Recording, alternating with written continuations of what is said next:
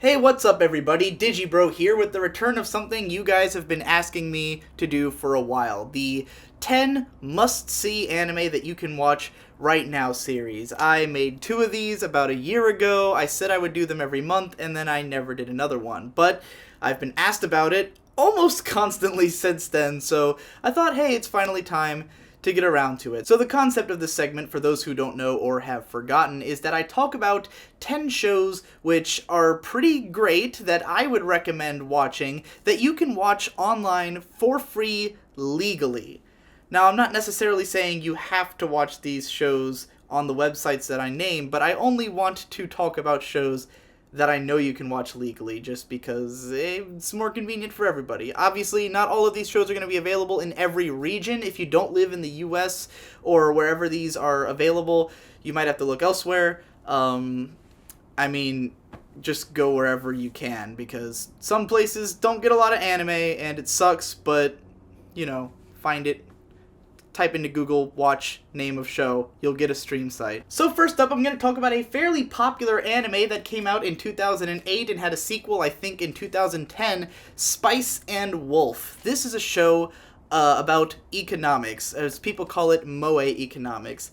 It stars a guy named Lawrence, who is a traveling merchant who picks up a wolf goddess named Holo in his cart one day, and she decides to start traveling with him. There's sort of a romantic subtext going on between the two of them that progresses as the show goes along. But for the most part, it's about their economic journey, going to different places, trading and buying and selling, and there's some heavy drama sprinkled in throughout, some other characters they meet along their way. It's sort of an adventure show, but a little bit more intellectual than action-y. There's no real action in the show. But it's been pretty popular for the last 5 years. People have been dying for a third season that will probably never come, but the light novel series that it's based on has been coming out in the US, and I think they've released all of the existing volumes. It's one of the few light novel series that's actually had a good translation run all the way through, so check that out if you're interested. There's also a manga that's also released in the US. You can find Spice and Wolf on YouTube, Funimation, and Hulu, so pretty easy to come by. Next up, this is a show that's an old favorite of mine, Earth Maiden Arjuna. I think it came out in 2005 or 6, and it was directed by Shoji Kawamori, the guy who created Macross, and more recently stuff like Akiba 48 and Symphogear. He's known for doing pretty out there stuff, and Arjuna itself is pretty out there. It's sort of like a spiritualist, new agey magical girl show. Not really magical girl per se. There is a girl and she transforms and fights monsters, but this is not a traditional magical girl show in any sense of the word.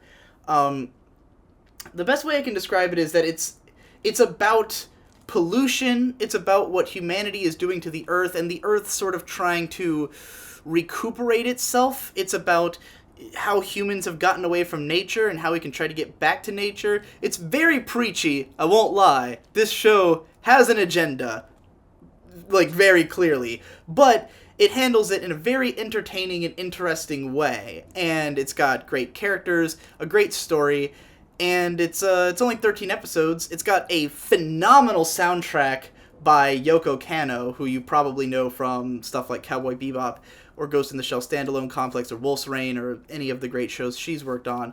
One of my favorite Yoko Kanno soundtracks. If you get the DVDs for Arjuna, you can there's an option to play it with just the music and without any of the dialogue.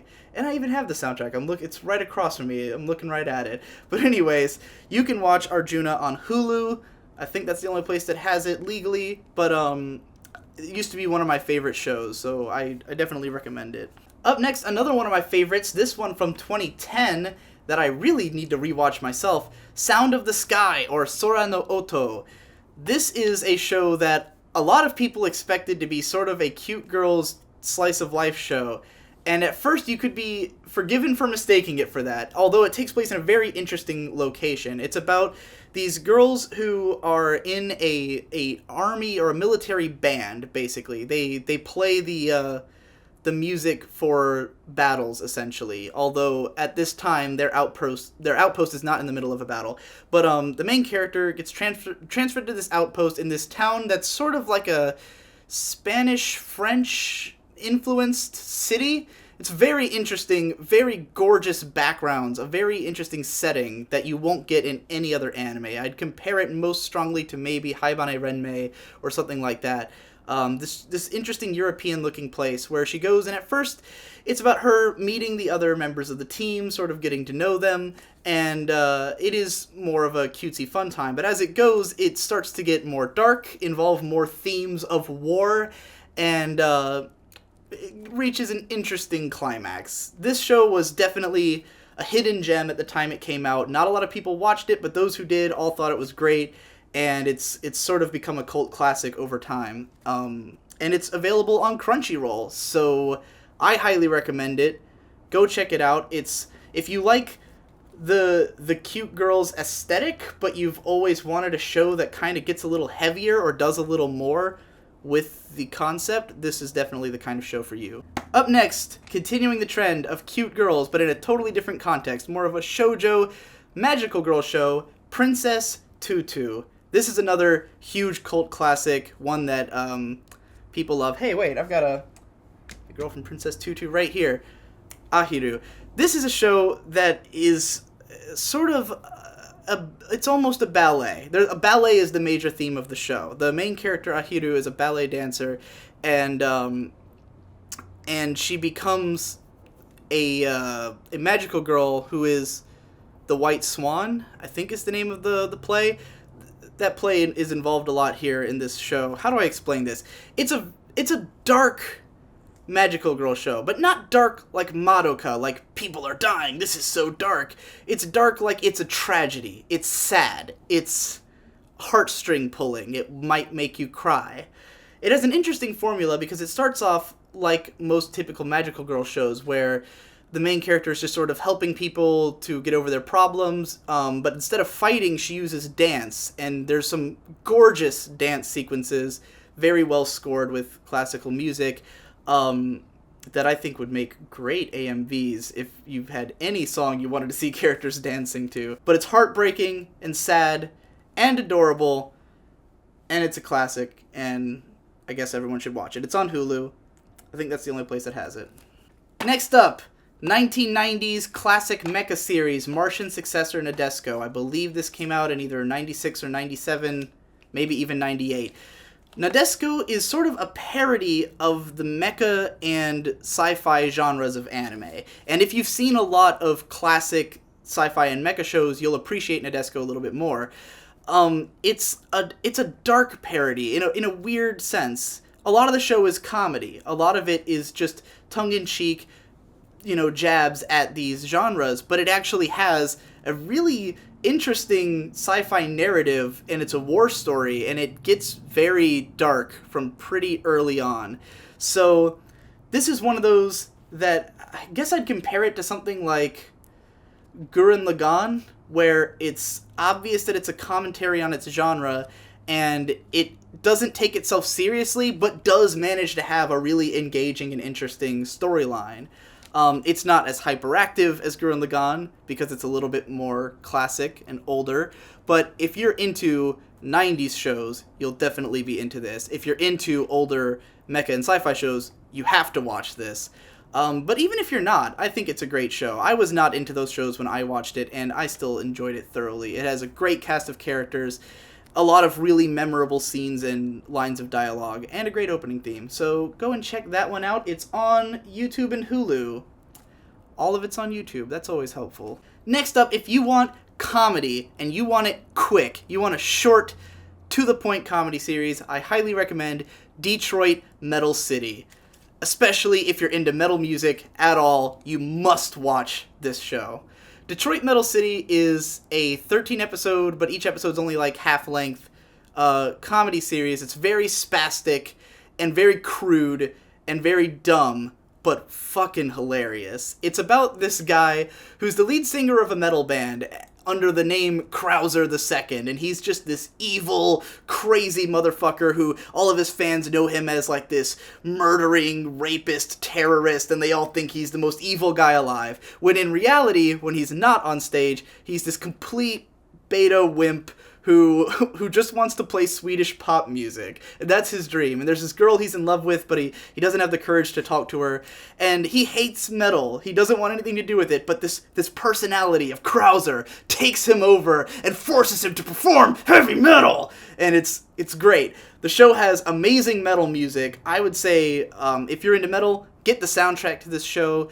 It's like there's like a full, like, if the band had a soundtrack, sort of like Death Clock from Metalocalypse, but in some ways even better. I think I'd say just as many songs by DMC as by Death Clock, but it's awesome, it's metal, it's hilarious, it's gross, it's amazing, and it's one of the funniest anime I've ever seen, so highly recommended if you're into comedy shows. Oh, and that one's on Hulu. Also on Hulu, Hidamari Sketch. This is one of my personal favorite slice of life shows. If you want something that's like somewhere in between the likes of Aria and the likes of K-On! And Lucky Star, like the middle point there would be Hidamari Sketch. It's a high school girls show where there's just like 4 main character girls and then later 2 more who join the cast in season 3. This is a 4-season show, by the way. It is quite long. Even I haven't seen all 4 seasons, even though I've been watching this show since 2007,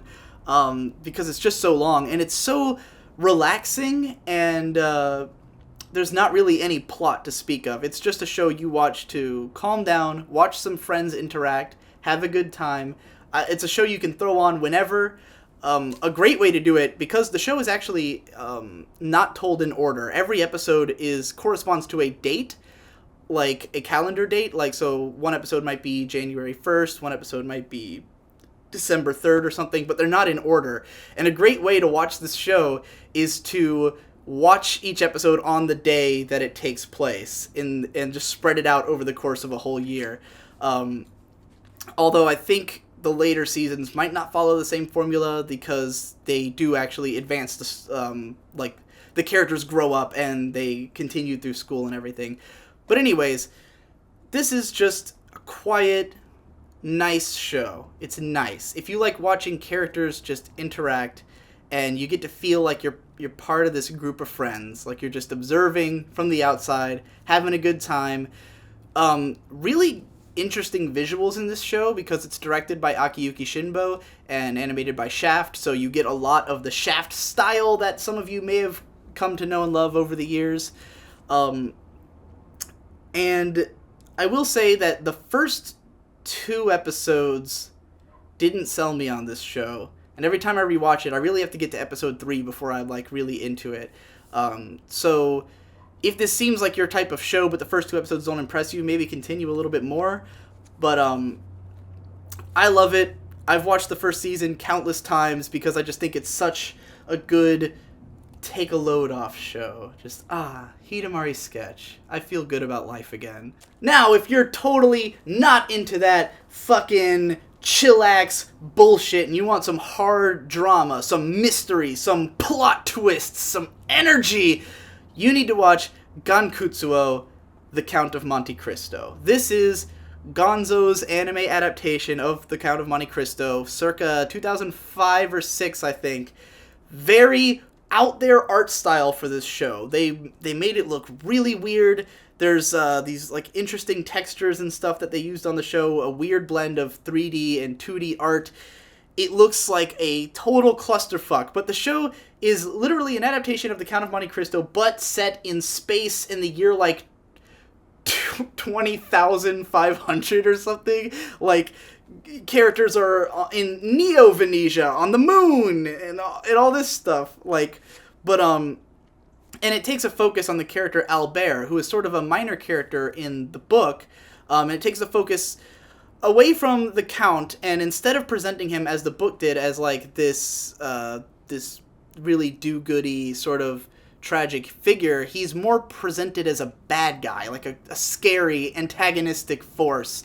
And what carries a lot of this show is the charisma of the Count, the mystery of the Count, wanting to know, what's this guy up to? What's his motive? Is he good? Is he evil? What's he trying to do? And then seeing the way that characters and their relationships break, and it's intense. It's a really fucking cliffhanger heavy, edge of your seat thriller, the kind of show that every episode when the ending theme kicks in, which is incredibly kick-ass, you're like, oh, what's gonna happen? Put on the next episode. So yeah, it's that type of show. I recommend it a lot, and it's everywhere. You can watch it on YouTube, Funimation, Hulu, and Crunchyroll. This shit is everywhere. Half of those sites have it dubbed too. The dub's not bad for this show. I actually think I've only seen it dubbed because I've only watched it with other people. So, yeah, dubbed or subbed, go for it. Next up, another older show from 2000 that's kind of a headfuck, Boogie Pop Phantom. This one, I just got this huge-ass poster for. Boogie Pop Phantom is often compared to stuff like Serial Experiments Lain or Paranoia Agent. I'd say the latter more especially, in that it's this trippy headfuck of a show that's told out of order, and each episode follows a different character. It's sort of like a one-off anthology, like each character gets one episode type show. And the individual stories are just these sort of creepy, urban, Lovecraftian horror stories that all intersect. Once you watch the whole show, you see how all of the stories come together and affect one another, and you'll see like scenes from one episode appear in another episode and slowly put together this complete picture of the show. It's pretty entertaining and interesting and creepy. If you want like horror and atmosphere in a show, this is definitely one to look out for. I will say that the best thing you can get out of Boogie Pop Phantom is to then get interested in the books, because the books are a lot more interesting and better. The show kind of takes place in between the first and second book of the light novels. You don't need to read the light novels at all to understand the show, though there's a couple characters that you'll be like, oh, it's them. I get it now. But yeah, it's a pretty entertaining show, a pretty good mystery drama thriller. And if you just like stuff that's different and fucks with your head, this is definitely one to go for. It's only on Hulu, but it's worth checking out. And last but not least, Casshern Sins. This is a show from 2008 that sort of went under the radar at first, but then it actually got played on Adult Swim, surprisingly enough.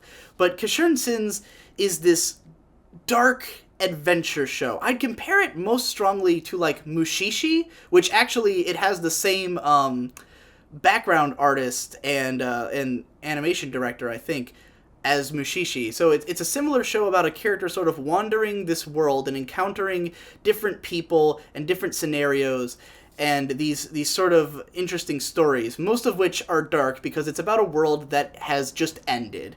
Casshern, the main character, is this immortal robot who has no memory of his past, but everyone tells him that he killed the girl who was, like, in control of the world, the one who was giving the world life. He apparently killed her. And so the world has fallen to ruin. All the robots are rusting away and dying. Humanity is questionable if it even exists, and most of them won't last long because the world doesn't really have a lot of greenery or anything left. It's a wasteland. And Casshern is sort of wandering this wasteland, trying to figure out who he is, what's going on, what he needs to do to sort of set things right.